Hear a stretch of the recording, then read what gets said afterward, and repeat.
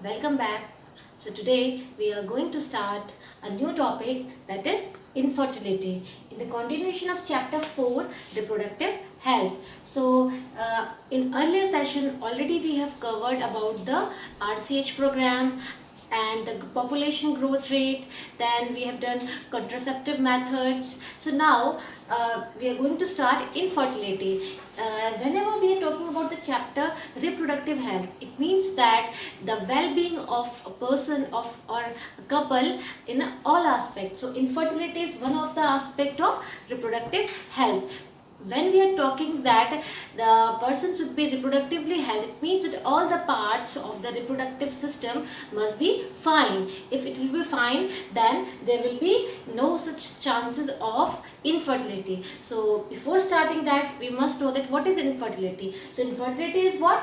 It is inability to conceive or produce children even after 2 years of unprotected sexual cohabitation. What does it mean? That the person or the couple not able to get pregnant or to get conceive to conceive. Why? Because due to some reasons. And what can be the reason? There may be different reasons that they are not able to give birth to the children. Fine. So here infertility relates to what? That couples having some problem related to their reproductive system. By that means they are not able to give birth to their children. Right. So here I have mentioned another subtopic, that is causes of infertility. So what is the cause behind this infertility? We know that in the contraceptive method people are adopting the contraceptive to check the population, but here for at least 1 or 2 years or more than 2 years they haven't used any contraceptive, no protection, still they are not able to get pregnant. So here what can be the reason?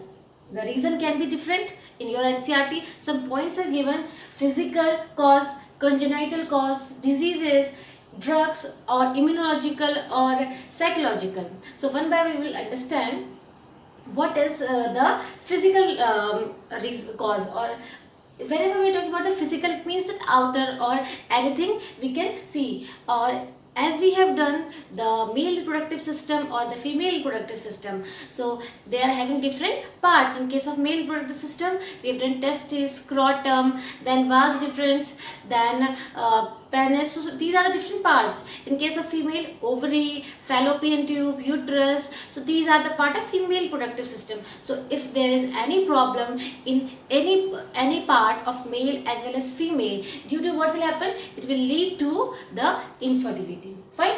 And another one is congenital. It means that any disease, any genetical disease or any genetical problem is there from the birth itself.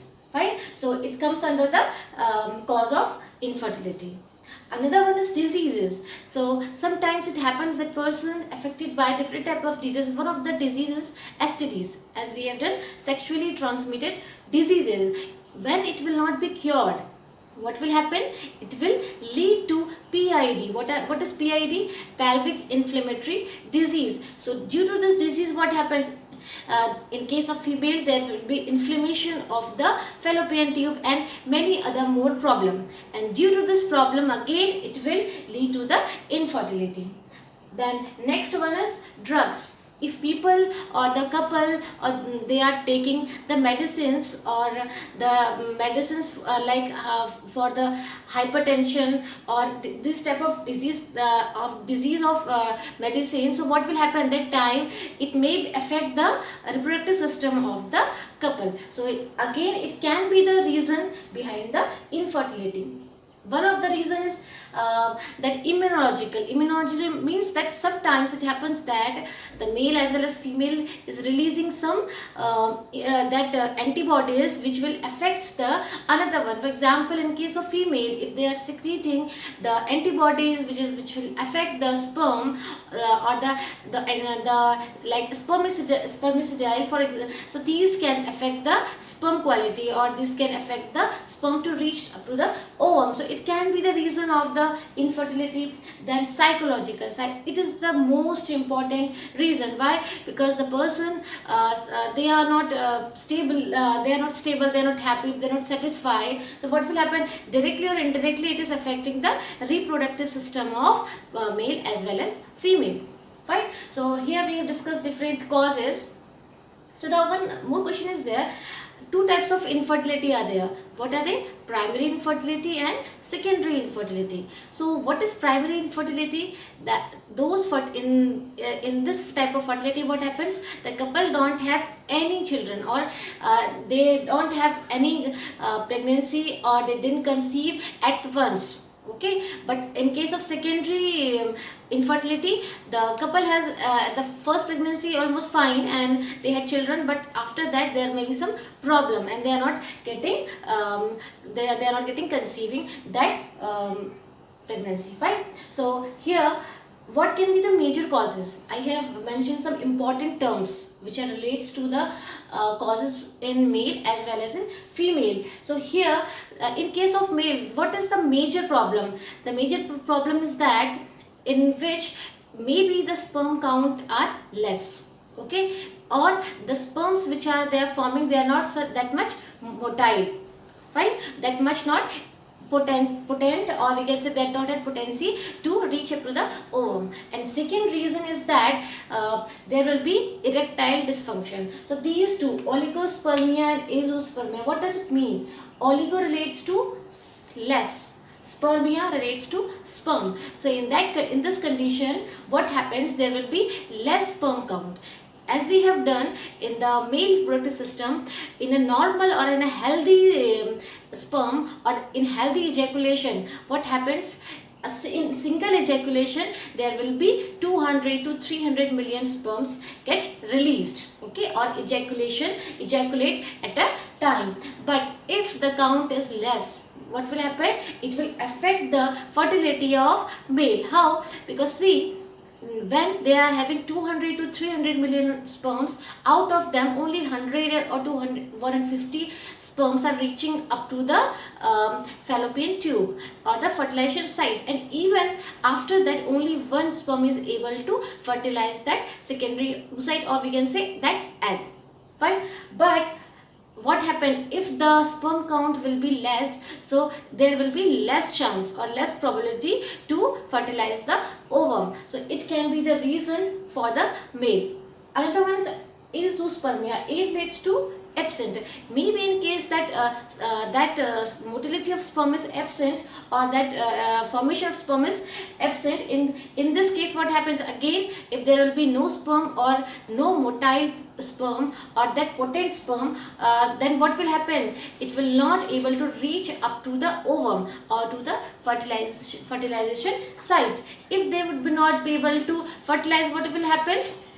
Then there will be no pregnancy. So we can say that azoospermia and oligospermia both can be the reason of infertility in case of male. Along that, a third one I have mentioned here, erectile dysfunction. What is the meaning of erectile?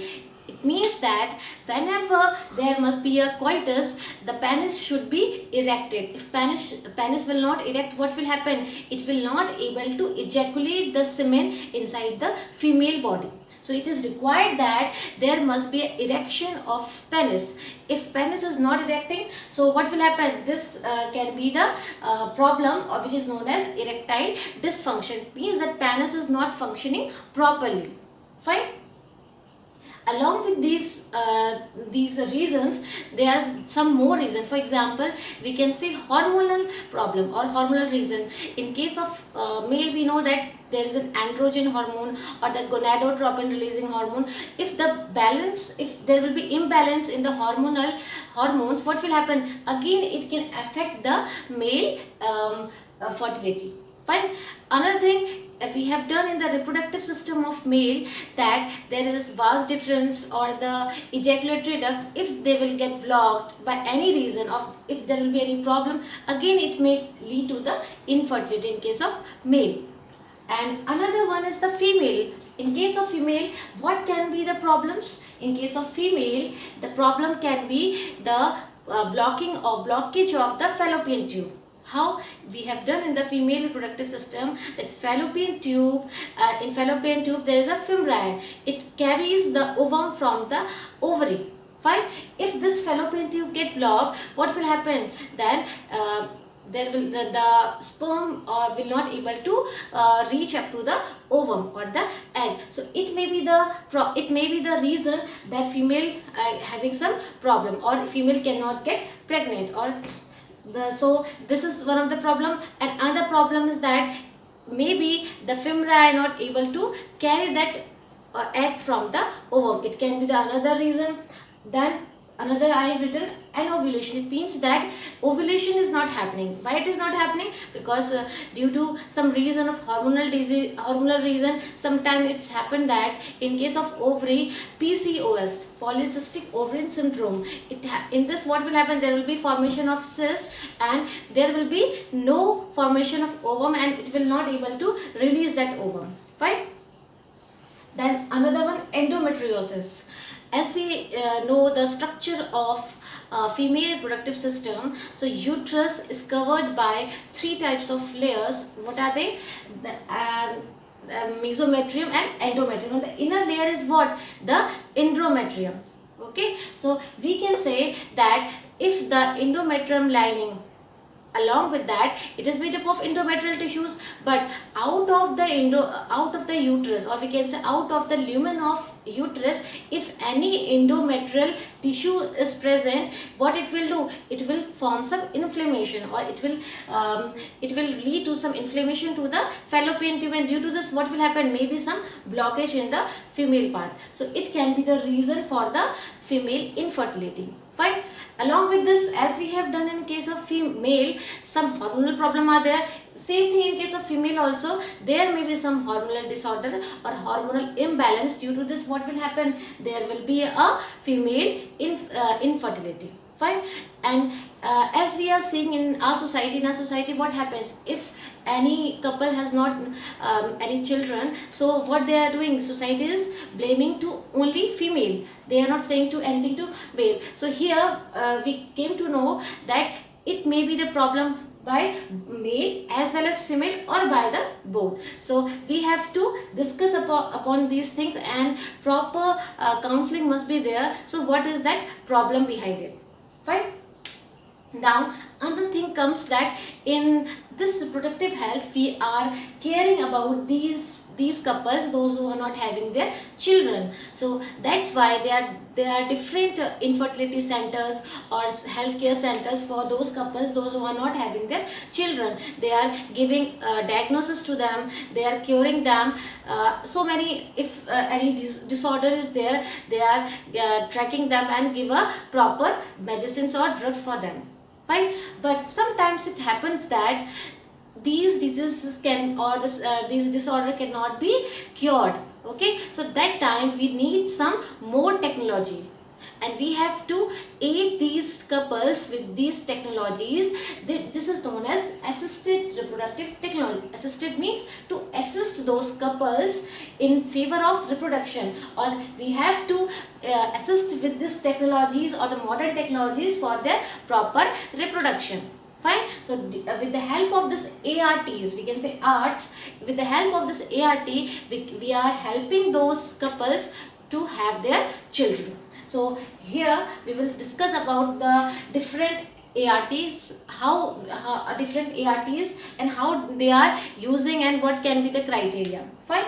So we will start with the first one, in vitro fertilization. Two things are there, in vitro and in vivo. In vitro means something happening in a artificial medium or out from the natural, and what is in vivo? In the natural condition. And in vitro relates something in a lab or in a glass, like this. Fine. So when we are talking about the in vitro fertilization, it means that the fertilization which takes place out of the natural environment. It means that out of the human body. Generally fertilization takes place where? In the female body, where there is a fusion of male and female gamete. So it will lead to the fertilization. But here what is happening? The fusion of male and female gamete takes place in the laboratory condition. Fine. So how they are doing this techniques?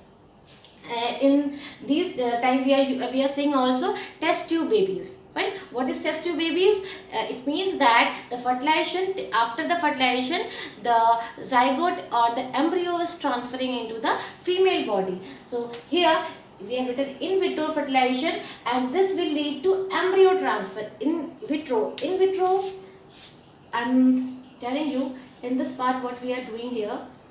In vitro, we are taking sperm as well as ovum in a controlled condition or in a lab condition. So what will happen? Due to this, there will be fusion of male and female gamete, and it will form what?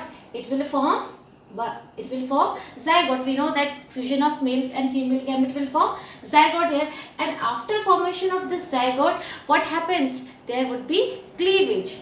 We know that in cleavage what will happen? 1 cell to 2 cell, then 4, then 8, then 16, then 32, like this. So here, after the formation of zygote, what will happen? Maybe two process can be there. It's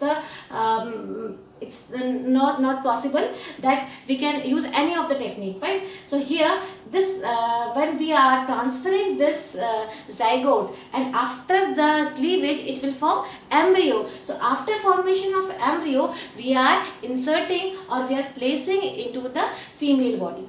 Fine. So transferring of embryo is known as embryo transfer technique, and in short we have written ET. So how we are transferring? If you will see the female reproductive part like this, for example, it is a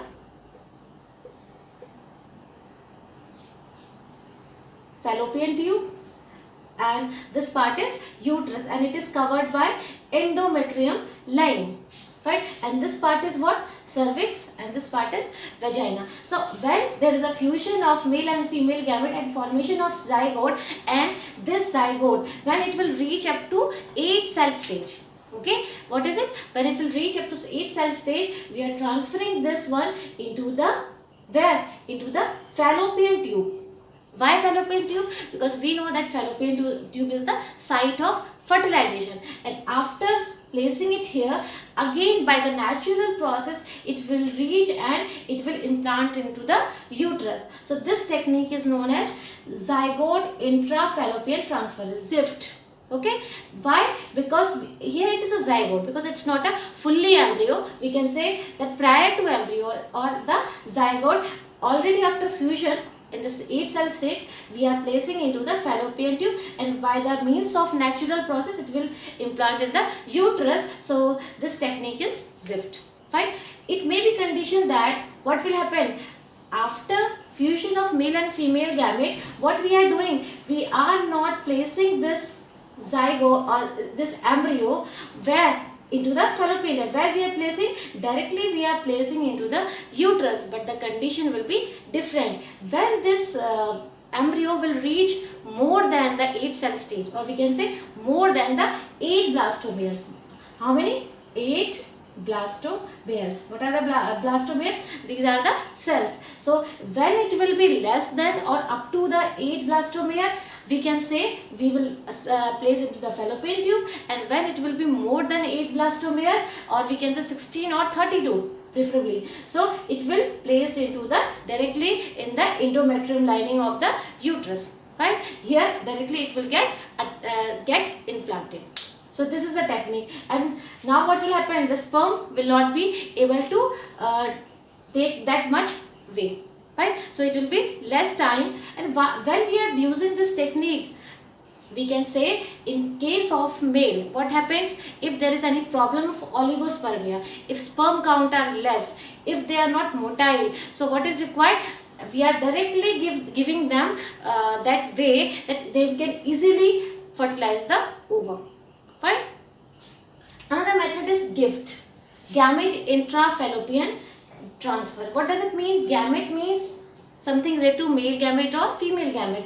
Intra means in, and fallopian tube, this fallopian tube. So what we are doing here, we are transferring the gamete. Why? Because in some cases, in cases of female, We are using this technique in female. Why? Because sometimes, as we have discussed, that due to some problem in the fimbriae or in the fallopian tube, they are not able to carry the ovum from the ovary.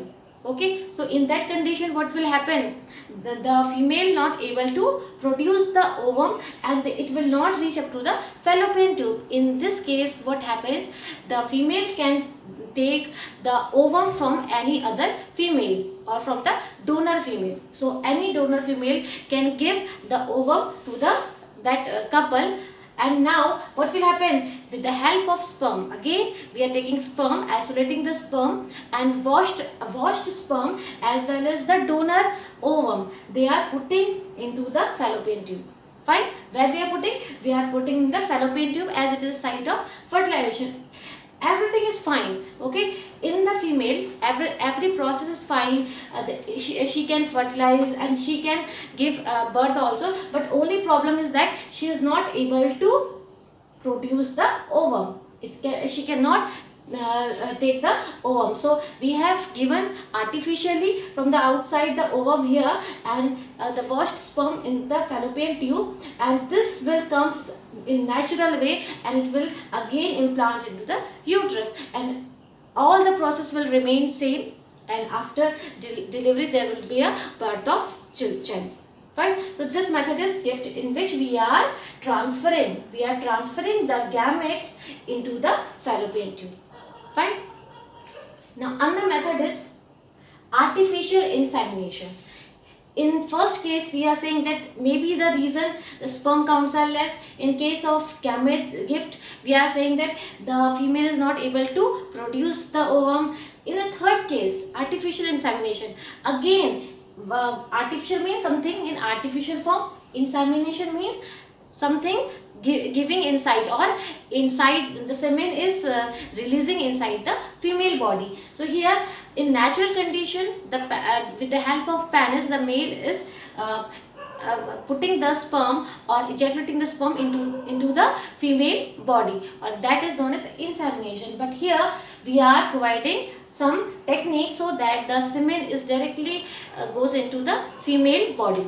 So what is it? What does it mean? Why we are going for this technique? Again, if the sperm counts are less, okay, if sperm count, or if the male is not able to inseminate the semen inside the female body, it may be the reason erectile dysfunction. Different reasons are there, so that they are not able the male is not able to inseminate the semen inside the female genital tract.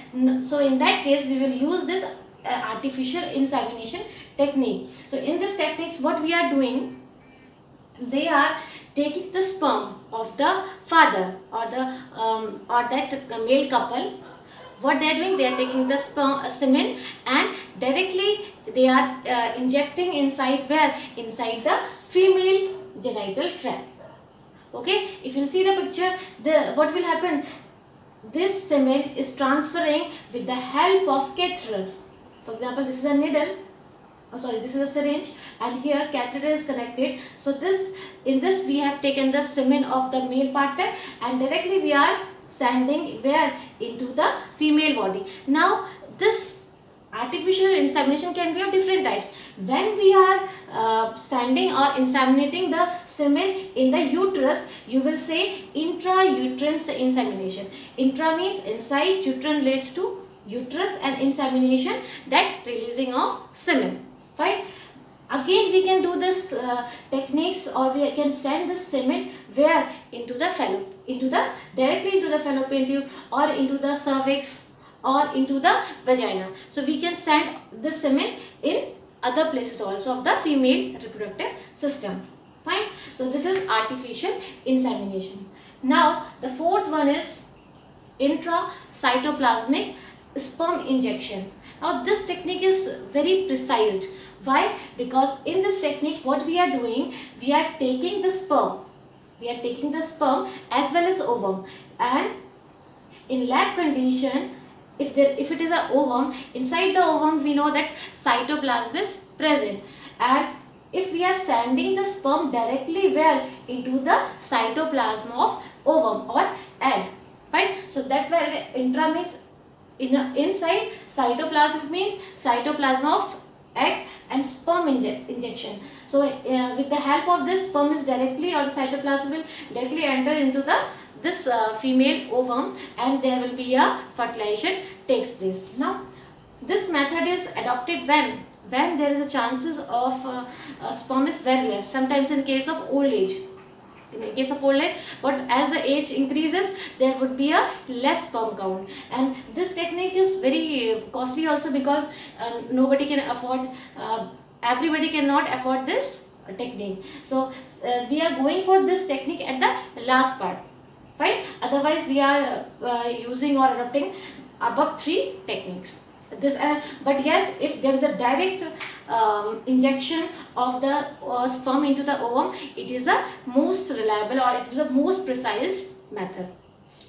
So here we have done all 4 methods. You have to understand that what is the full form of IVF or GIFT or AI, or now what is the difference between IUI and what is the difference between IUI and IUT. So what is the difference? In case of IUI, we are sending the sperm into the uterus, but in case of IUT, we are sending the embryo. We are sending the embryo inside the uterus. So these can be the important question which can be arise in the examination. So you must understand all these things. Now here, after adopting all these techniques, we can say that we have achieved the success. Okay. Now, but can everybody afford this situation?